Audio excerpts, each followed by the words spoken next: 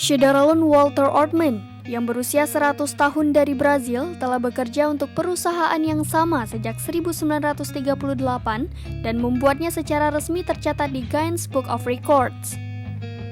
Ortman bekerja di Industrias Renox SA, sebuah perusahaan tekstil di Brusco, pada 17 Januari 1938 ketika dia baru berusia 15 tahun. Ia bekerja sebagai asisten di Departemen Pengiriman, tetapi selama bertahun-tahun, ia dipromosikan menjadi asisten administrasi dan akhirnya manajer penjualan. Selama 84 tahun karirnya, Walter terus melakukan perjalanan penjualan ke seluruh dunia, menerima gajinya dalam 9 denominasi mata uang yang berbeda. Ketika ditanya apa yang membuatnya bertahan selama lebih dari 8 dekade, ia mengatakan bahwa kesukaannya dalam bekerja, kemauan dan semangat juang yang membuatnya bisa bertahan selama ini.